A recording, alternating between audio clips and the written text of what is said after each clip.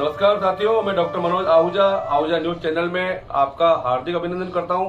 Ahuja news bulletin देखने से पहले हम आपको बता दें, हमारा न्यूज चैनल कोई प्रोफेशनल चैनल नहीं है।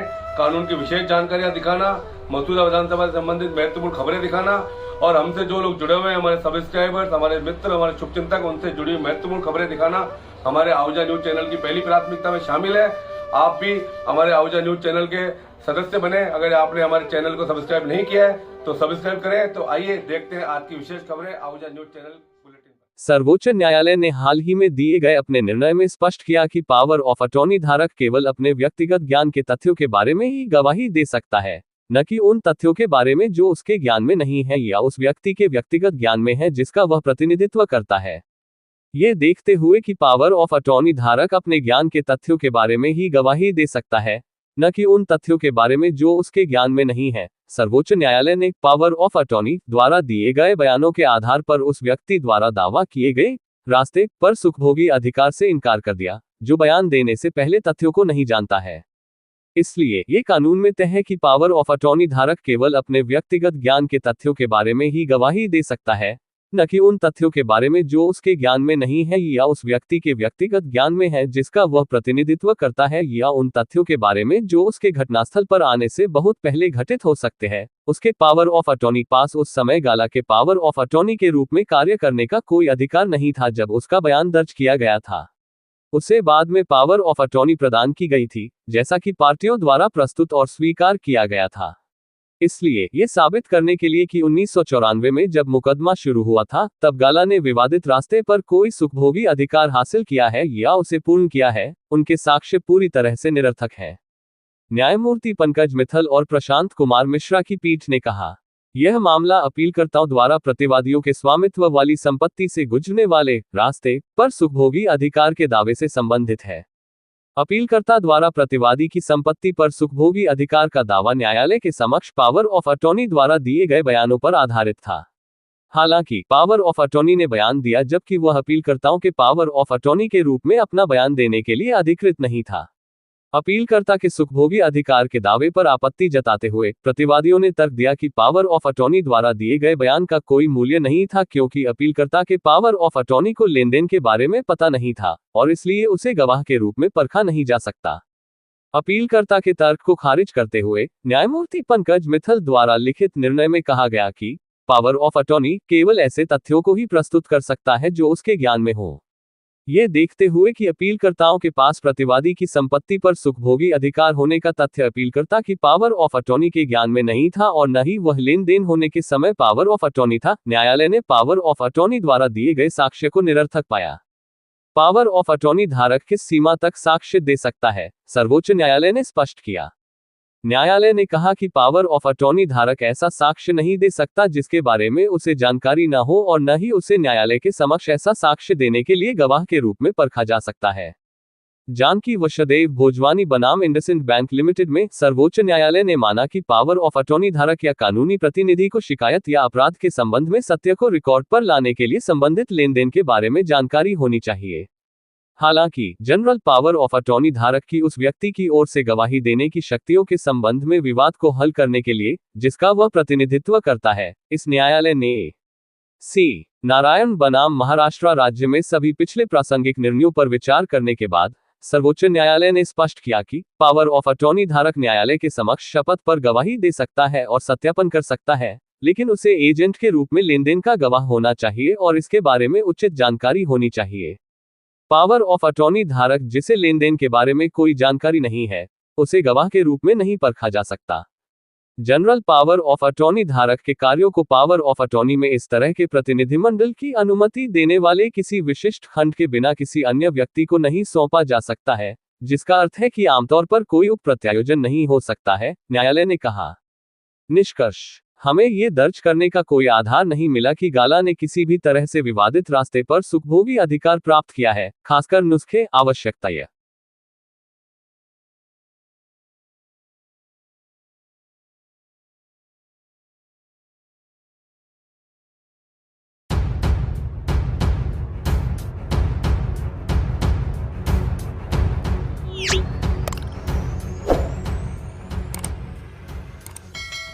प्राज्ञ ग्रुप ऑफ इंस्टीट्यूशन के छात्र आदित्य शाह ने एनटीए द्वारा आयोजित जी मेंस परीक्षा में 98.3% प्राप्त कर संस्था का नाम रोशन किया।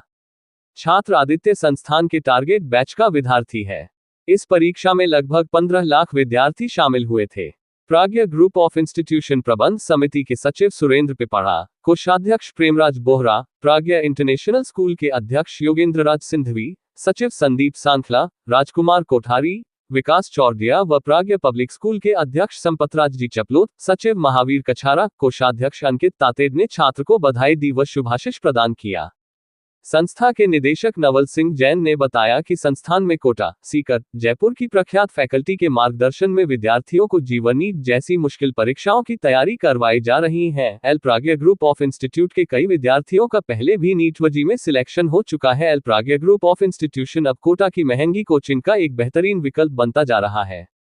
वर्तमान में संस्थान में कक्षा 9 से 12 व कक्षा 12 के बाद टारगेट बैच भी संचालित हो रहे हैं। संस्थान द्वारा आरबीएसई व सीबीएसई स्कूल के साथ ही छात्र छात्राओं हेतु वातानुकूलित हॉस्टल भी संचालित किए जा रहे हैं।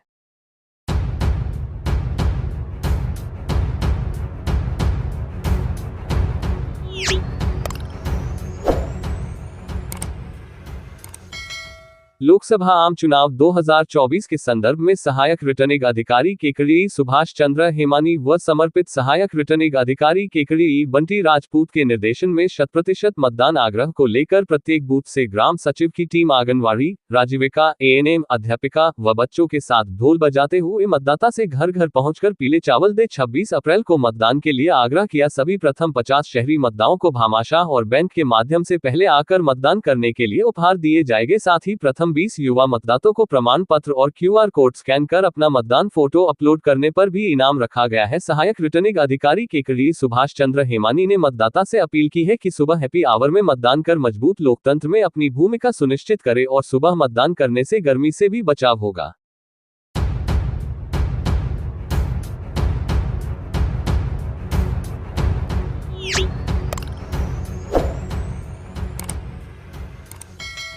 भारत विकास परिषद शाखा केकड़ी के द्वारा स्थायी प्रकल्प परिंदे लगाओ परिंदे बचाओ अभियान की शुरुआत अजमेर रोड आरटीओ ऑफिस के पास स्थित श्री देवनारायण राजकीय बालिका आवासीय विद्यालय से की गई। विद्यालय के प्रधानाचार्य राधेश्याम कुमावत के नेतृत्व में परिषद के प्रांतीय कार्यकारिणी सदस्य कैलाश चंद जैन व सर्वेश विजय के साथ परिषद के सदस्यों ने विद्यालय परिसर में परिंदे लगाए। इसी श्रृंखला में शहर के जयपुर रोड स्थित नवनिर्मित श्री खाटू श्याम मंदिर परिसर स्थित कबूतर खाने के पास बेजुबान पक्षियों के लिए परिंदे लगाकर कार्य को गति प्रदान की गई। परिषद के सचिव दिनेश वैष्णव ने बताया कि भारत विकास परिषद का सेवा प्रकल्प तहत यह एक स्थायी प्रकल्प है और यह प्रकल्प लगभग बरसात का समय आने तक चलता रहता है। भीषण गर्मी को देखते हुए शहर में व आसपास के क्षेत्र में लगभग 1100 परिंदे लगाने का लक्ष्य रखा गया और जिम्मेदार व्यक्ति को पानी भरने की जिम्मेदारी दी जाएगी। परिंदे लगाओ अभियान में आज अध्यक्ष महेश मंत्री, कोषाध्यक्ष भगवान महेश्वरी, नंदलाल गर्ग, नाथूलाल न्याती, अशोक कुमार सोनी, ब्लॉक शिक्षा अधिकारी विष्णु शर्मा, महावीर प्रसाद पारीक, राजेश लखोटिया, मंजू न्याती, प्रतिभा न्याती ने सहयोग प्रदान किया।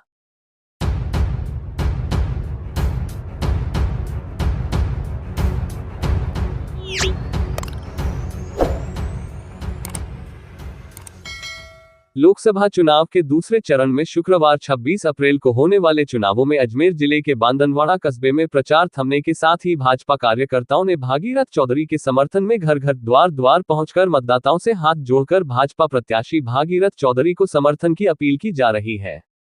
भाजपा मंडल अध्यक्ष दावराम शर्मा के नेतृत्व में जिला कोषाध्यक्ष जयमल रेहलानी सहित कार्यकर्ताओं ने ग्रामीण मतदाताओं के घरों तथा दुकानों पर पहुंचकर भाजपा के पक्ष में मतदान की अपील की। इसके साथ ही शर्मा ने बताया कि बूथ लेवल के कार्यकर्ताओं को अपना अपना बूथ संभालने के निर्देश देकर बूथ पर भेज दिया गया है तथा शुक्रवार को अधिक से अधिक मतदान करवाने की जिम्मेदारी दी गई है।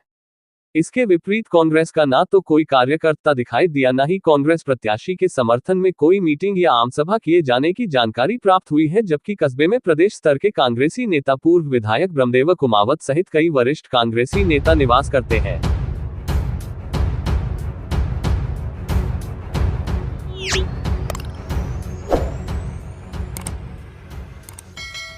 जिला कलेक्टर श्वेता चौहान एवं पुलिस अधीक्षक विनीत कुमार बंसल ने गुरुवार को ग्राम पंचायत कालीड़ा कृष्ण गोपाल, सलारी एवं बघेरा में स्थित मतदान केंद्रों का अवलोकन किया।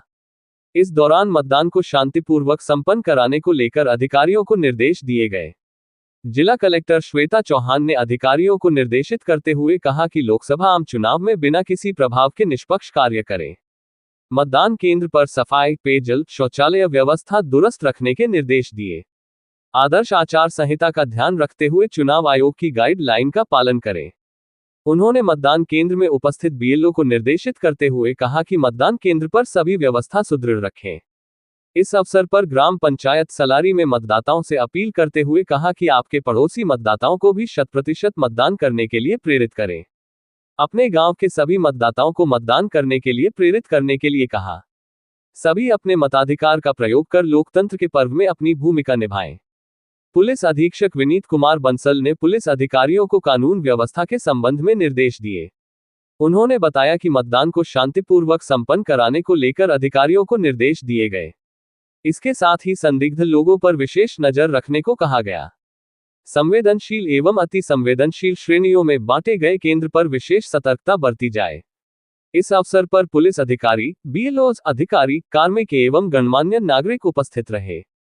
फोटो केकड़ी 04 कलेक्टर व एसपी मतदान केंद्र का अवलोकन करते हुए। केकड़ी जिले के सभी मतदाताओं को मेरा नमस्कार। जैसा कि आप सबको विदित है, 26 अप्रैल को हमारे यहाँ लोकसभा चुनाव है, जिसका समय सुबह 7 बजे से शुरू है, शाम के 6 बजे तक। मेरी आप सबसे अपील है कि कृपया इस दिन का अपनी भागीदारी निभाएं। हमारी तरफ से हमने सभी बूथ पे आपके लिए पर्याप्त मात्रा में पानी, छाया, बैठने की व्यवस्था और व्हील चेयर की उपलब्धता करवाई हुई है। ये लोकतंत्र का बड़ा पर्व है, आप सभी की इसमें जिम्मेदारी है और इस जिम्मेदारी को हम निभाएंगे, तभी हमारा लोकतंत्र मजबूत होगा। तो पुनः निवेदन है कि कृपया इस दिन पधारें और अपना वोट, अमूल्य वोट जरूर डालें। धन्यवाद। मैं विनीत कुमार बंसल, जिला पुलिस अधीक्षक केकड़ी, मैं आपके माध्यम से समस्त जिले वासियों को अपील करना चाहता हूं कि दिनांक 26 अप्रैल 2024 को जिला केकड़ी में अजमेर लोकसभा क्षेत्र और टोंक सवाई माधोपुर लोकसभा क्षेत्र के मतदान होने हैं।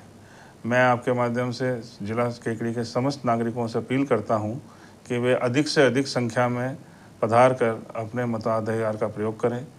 आपके मताधिकार इस लोकतंत्र के महापर्व में एक भागीदारी सुनिश्चित करेगा। आपका नई सरकार में आपका जनादेश बहुत महत्वपूर्ण है। मैं आपको विश्वास दिलाता हूं कि आप अपना निष्पक्ष और निर्भीक तरीके से मतदान करें। इसके लिए जिला पुलिस केकड़ी के द्वारा पूरे प्रबंध किए गए हैं। आप निर्भीक होकर के दिनांक 26 तारीख को अधिक से अधिक संख्या में पधार करके अपना मतदान दें और मताधिकार का प्रयोग करें। धन्यवाद। जय हिंद।